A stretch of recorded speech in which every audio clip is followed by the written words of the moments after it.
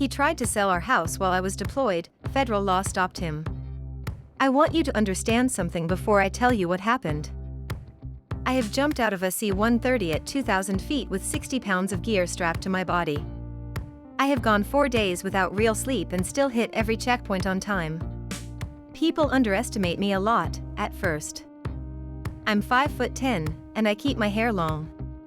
It's red. The real kind. Not the kind that comes from a box, and most days it's twisted up and pinned back out of the way because I don't have time to think about it. I work out because my job demands it, not because I care what anyone thinks when they see me, though I've noticed people tend to assume things about a tall woman with muscle in her arms and sun in her hair. They assume soft. They assume distracted. My husband assumed that too, eventually, and it turned out to be the worst assumption he ever made. So when I tell you what happened to me, I need you to know this wasn't panic. This was something colder. This was the moment I stopped being someone's wife and started being someone's problem. My name is Wren Callahan. Staff Sergeant, United States Army, combat medic, 11 years in. I met Julian Voss at a barbecue my cousin through the summer I made sergeant. He was 31 then, a couple inches shorter than me, which he joked about constantly in that first year like it was the funniest thing about himself he could offer up before I found something he liked less. He had sandy brown hair that he kept a little too long on top, always pushed back off his forehead with his fingers instead of a comb, and pale gray eyes that had a way of looking straight at you like you were the only interesting thing in the room, a trick, I understand now, that he used on more than just me. He fixed HVAC systems for a living. Grease worked its way permanently into the creases of his knuckles no matter how much he scrubbed at the kitchen sink, and I used to like that about him, the proof of a day's honest work still on his hands at dinner. We got married 18 months later in a courthouse in Belton because neither of us wanted to wait for a big wedding, and I remember thinking, standing there in a dress I bought off a clearance rack, that I had found the one person on earth who wouldn't flinch at what my job asked of him. We bought our house 2 years into the marriage, in a subdivision called Falcon Ridge on the outskirts of Killeen, the kind of neighborhood built in a single construction push a decade earlier, where every third house shares the same floor plan with the brick swapped from tan to gray to a dull red depending on the block. Ours was the gray one, 3 bedrooms, a single story with a covered back patio Julian half-screened in himself over one long weekend, and a front yard just big enough for the vegetable bed I never had time to keep alive. Inside, the kitchen had butter yellow cabinets from whatever builder-grade package came standard in 2016, and a farmhouse sink I'd begged for, that Julian installed himself, badly, so that it rocked half an inch if you leaned on the wrong side. The kitchen table was secondhand, pine, bought off a listing from a retiring couple 2 exits down the interstate, and it had a water ring near the edge, a coffee mug someone set down without a coaster before we ever owned it, that neither of us ever bothered to sand out. Out front, the mailbox sat on a wooden post that had been listing about 15 degrees to the left since a windstorm the year we moved in, and Julian promised, at least 4 separate times across 2 years, that he'd dig a new hole and set it straight. He never did. I deployed to Kuwait in March, a 9-month rotation supporting a forward surgical team near the edge of a logistics hub that never fully went quiet, even at 3 in the morning. Before I left, Julian and I sat at that kitchen table with the water ring and went through everything. Power of attorney. Joint account access. The mortgage. I gave him access to all of it because that's what you do, you build a life with someone, and then you hand them the keys to it while you go do the thing that keeps other people's husbands and wives alive. Sirens went off some nights, not close, and you'd hear the whole camp go quiet and listening in the dark, waiting to see if it mattered. The first 4 months were normal. Video calls at strange hours because of the 8-hour time difference, me catching him at breakfast, him catching me right before a night shift. Care packages with beef jerky and the protein bars he knew I actually liked, not the chalky ones. Then in July, the calls started getting shorter. He was tired. He was busy with a big commercial job, some office building downtown, he said, that was eating every daylight hour. The picture quality got worse. He said his phone was acting up, though it never seemed to act up when he wanted to show me something specific. I told myself deployments are hard on the person left behind too. I told myself patience. I have never been good at patience, but I have always been good at discipline, and I used discipline to swallow every bad feeling that crawled up my throat during those calls. In September, I got a message from a woman I'd never met. Her name was Bree Sutton, and she lived 2 streets over from us in Falcon Ridge. She said she felt sick keeping it to herself. She said she'd seen a gray Nissan Altima with a University of Texas parking decal on the back windshield parked in our driveway several times lately. It showed up Tuesday and Thursday nights and stayed until almost midnight. She said she almost didn't say anything. She said she'd want someone to tell her. I didn't respond right away. I sat on my cot in that plywood hooch, and I did what I do under pressure. I built a plan instead of a feeling. I asked her, calmly, if she had a photo. She did. Grainy, taken through her own front window with her porch light reflecting back at an angle, but clear enough.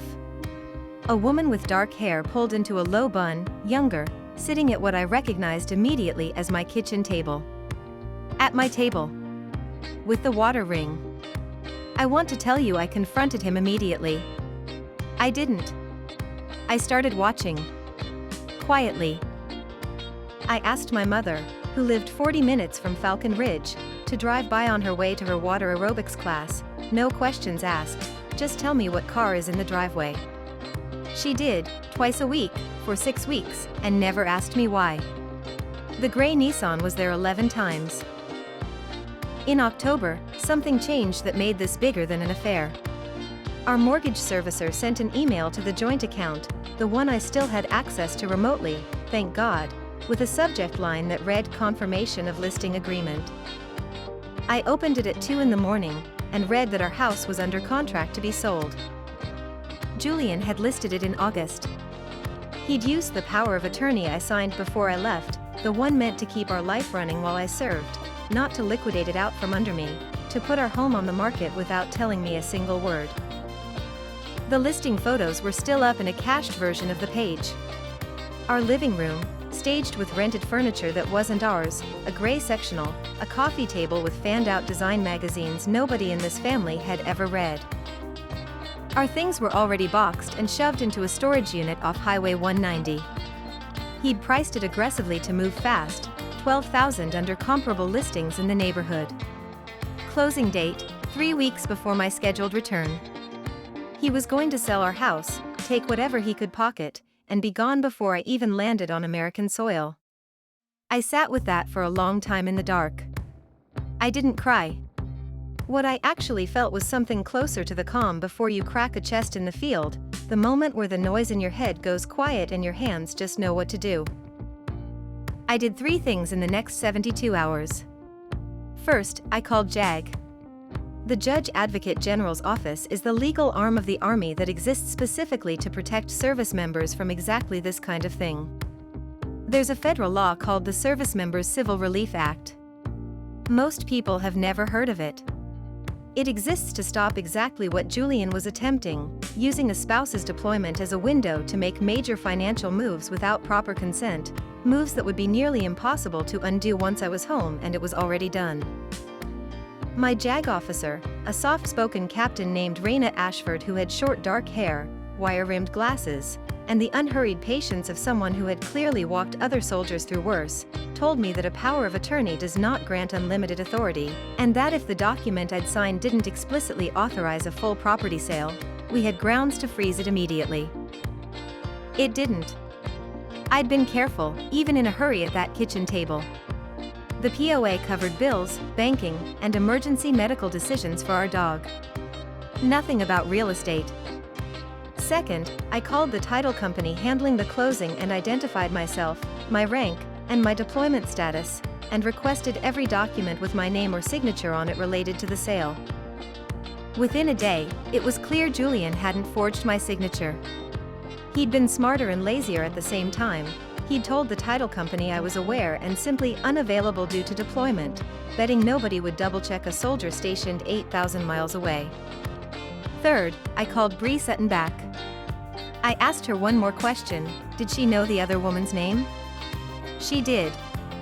Marisol Trejo, 26, a dispatcher at Julian's HVAC company, the one who answered the phones and routed the service calls, which meant she'd known his schedule better than I ever could from overseas. The freeze on the sale went through 11 days later. JAG sent formal notice to the title company and the listing agent that the transaction violated the SCRA and would be treated as fraudulent if it proceeded. The closing collapsed before it ever reached a signature. The buyers, a young couple who had no idea any of this was happening, walked away, and I genuinely felt for them, because they were the only innocent people anywhere near this mess. I came home in December, 2 months before my original return date, on a mid-tour compassionate leave that Captain Ashford helped me secure by documenting the situation as an emergency affecting my legal and financial welfare. Julian did not know I was coming. Neither did Marisol. It was 4 in the afternoon, and the crooked mailbox post was still crooked. He'd never fixed it, but he'd apparently found time to stage the living room with that rented gray sectional for buyers who never came. I still had my key. I let myself in through the garage, and I stood in the kitchen doorway in my ACUs, dust still on my boots, hair still pinned up under my patrol cap, and I watched my husband cook dinner for a woman sitting in my chair at my table with the water ring, her dark hair loose for once instead of pulled back, her hand resting on his forearm like she'd done it 100 times before. Julian saw me first. I watched every part of his face fail at once, the color leaving it, his mouth opening and closing without producing a sound, the spatula in his hand tilting until sauce dripped onto the floor he never once cleaned properly in 9 years of marriage. Marisol turned around a half-second later and made a small sound, something between a gasp and a word that never finished forming. I didn't yell. I set my duffel bag down by the door, the same duffel that had been through Kuwait and back, and I said, "The sale's frozen. JAG has the file. You used a document I signed to protect our dog's vet visits to try to sell my house behind my back while I was treating soldiers who'd stepped on IEDs." I let that sit in the room for a second. Then I said, "Get out of my kitchen." Marisol left within the hour, gathering a coat and a purse that I later realized had already been half moved into my closet. Julian tried, for about a week, to convince me this had all been some kind of terrible miscommunication, that the listing was a backup plan in case things between us didn't work out, that Marisol was just a friend going through a hard time. I let him talk.